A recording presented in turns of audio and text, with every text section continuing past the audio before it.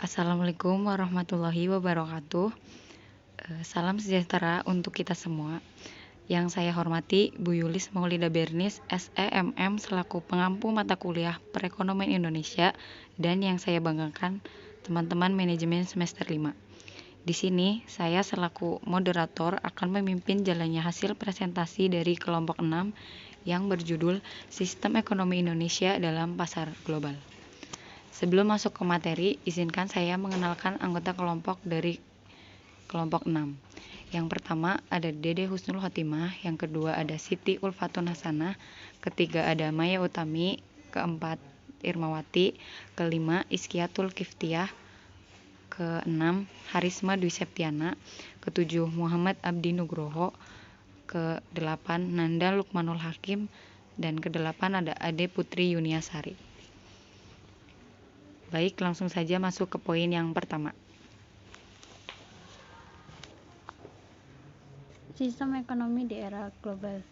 Globalisasi ekonomi dapat diartikan sebagai suatu proses aktivitas ekonomi dan perdagangan di mana berbagai negara di seluruh dunia menjadi kekuatan pasar yang satu dan semakin integritas tanpa hambatan atau batasan teritorial negara. Globalisasi perekonomian ini berarti adanya keharusan penghapusan seluruh batasan dan hambatan terhadap arus barang, jasa, serta modal. Wujud nyata terjadinya globalisasi ekonomi. Poin pertama, globalisasi produksi. Dalam hal ini, perusahaan berproduksi di berbagai negara dengan tujuan agar biaya produksi lebih rendah. Upaya ini dilakukan baik karena rendahnya upah buruh, tarif biaya masuk murah, infrastruktur memadai, ataupun karena adanya iklim usaha dan politik yang mendukung atau kondusif. Dunia dalam kondisi ini menjadi lokasi manufaktur global. Poin kedua dari pembahasan ini yaitu globalisasi pembiayaan. Perusahaan global dalam hal ini mempunyai akses untuk mendapatkan pinjaman atau melakukan kegiatan investasi, baik dalam bentuk portofolio maupun langsung di seluruh negara Indonesia. Poin yang ketiga yaitu globalisasi tenaga kerja. Hadirnya tenaga kerja asing adalah gejala terjadinya globalisasi di bidang tenaga kerja. Perusahaan global dalam kondisi ini akan mampu memanfaatkan tenaga kerja dari seluruh dunia sesuai tingkatnya. Misalnya, penggunaan staf profesional dari tenaga kerja yang sudah memiliki pengalaman internasional atau pemanfaatan buruh kasar yang umumnya diperoleh dari negara-negara berkembang. Poin yang keempat yaitu globalisasi jaringan informasi. Bentuk globalisasi jaringan informasi adalah dapat dilihat pada masyarakat suatu negara di mana dengan mudah dan cepat mendapatkan informasi dari berbagai negara. Jaringan komunikasi yang makin maju membantu meluasnya pasar ke penjuru dunia untuk produk yang sama. Contohnya, celana jeans Levi's, KFC, atau hamburger yang telah melanda pasar di seluruh dunia, sehingga berakibat pada seluruh masyarakat negara-negara di dunia yang ada di kota maupun di desa menuju selera global. Poin yang kelima yaitu globalisasi perdagangan.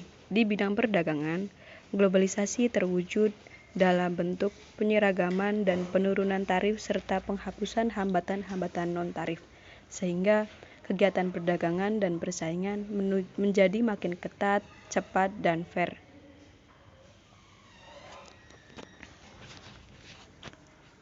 Ada dua alat ukur yang umum digunakan, yaitu perdagangan luar negeri sebuah negara dan investasi internasional, antara lain rasio perdagangan internasional, ekspor dan impor dari negara tersebut terhadap jumlah nilai atau volume perdagangan dunia. Semakin tinggi rasio tersebut menandakan ekonomi negara tersebut semakin mengglobal dan sebaliknya. Faktor pendorong globalisasi satu kemajuan teknologi informasi dan komunikasi perekonomian suatu negara dapat dilihat dari perkembangan teknologi informasi dan komunikasi di negara tersebut. Kedua, peningkatan perdagangan bebas. Perdagangan bebas yang sering waktu semakin meningkat menyebabkan arus barang, uang, dan modal akan lebih cepat keluar masuk negara. Yang ketiga, peranan perusahaan multinasional. Perusahaan multinasional mempunyai peranan yang sangat penting dalam aktivitas ekspor dan impor. Yang keempat, perkembangan investor luar negeri. Kerjasama antar negara yang berkembang dengan pesat melalui pasar bursa menjadi salah satu faktor yang mempengaruhi globalisasi ekonomi. Yang kelima, perkembangan politik dunia. Politik dunia yang paling berpengaruh adalah kebijakan privatisasi.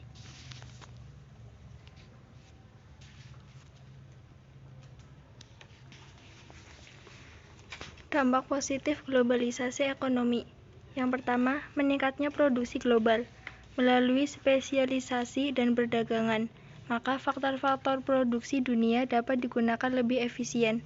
Output dunia kian bertambah, dan masyarakat akan mendapatkan keuntungan dalam bentuk pendapatan yang meningkat, hingga meningkatkan pembelanjaan dan tabungan. Yang kedua, meningkatnya kemakmuran pada suatu negara. Perdagangan yang lebih bebas memungkinkan masyarakat berbagai negara lebih banyak mengimpor barang dari luar negeri. Konsumen memiliki lebih banyak pilihan, dapat menikmati barang dengan harga yang lebih rendah dan lebih baik. 3. Perusahaan ini kerap memerlukan modal dari bank atau pasar saham, dana luar negeri terutama dari negara maju yang masuk pasar uang dan pasar modal dalam negeri membantu penyediaan modal yang dibutuhkan. 4. Meluasnya pasar produk domestik. Perdagangan luar negeri yang lebih bebas memungkinkan setiap negara mendapatkan pasar jauh lebih luas dibanding pasar dalam negeri. 5. Memperoleh lebih banyak modal serta tingkat teknologi yang lebih baik. Modal yang dapat diperoleh dari investasi asing dan terutama dinikmati negara-negara berkembang akibat kekurangan modal dan tenaga terdidik serta tenaga ahli berpengalaman. Dampak negatif globalisasi ekonomi.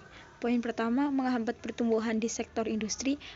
Globalisasi ekonomi menyebabkan negara-negara berkembang tidak bisa lagi memakai tarif tinggi untuk memproteksi industri yang baru berkembang.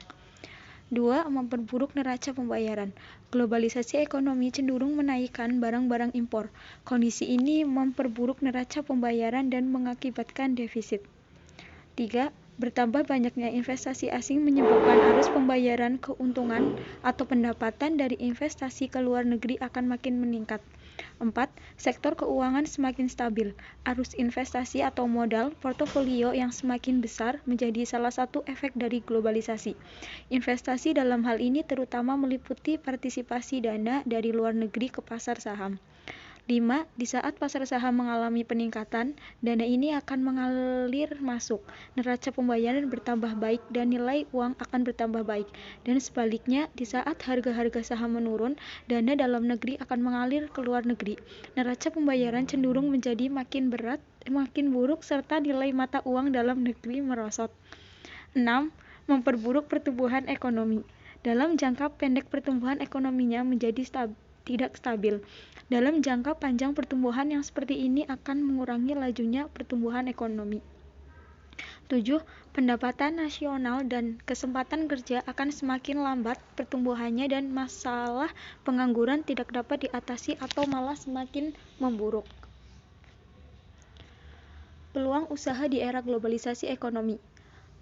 Tersebarnya pasar berskala lebih luas dan diverifikasi produk manufaktur dan produk bernilai tambah tinggi. Tersedianya realokasi industri manufaktur dari negara industri maju ke negara berkembang dengan upah buruk yang lebih rendah. Akibatnya siklus proses bahan baku sampai menjadi barang jadi lebih pendek. Harga per unit turun dan akan meningkatkan volume penjualan. Peluang usaha bisa dimanfaatkan dengan adanya keunggulan komparatif ekonomi Indonesia meliputi sumber daya alam yang kaya, sumber daya manusia yang banyak, upah buruh murah, situasi politik dan keamanan yang stabil, kebijakan ekonomi, dan komponen ekonomi makro.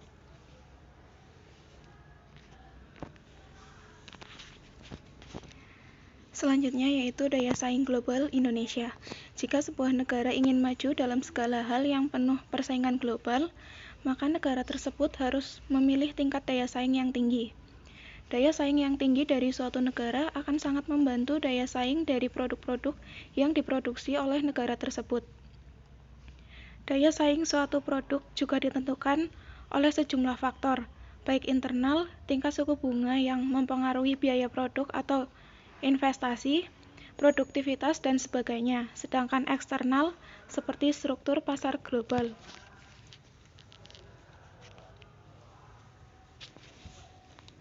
Baik, sekian dari kelompok 6. Apabila ada kesalahan, mohon dimaafkan. Wassalamualaikum warahmatullahi wabarakatuh.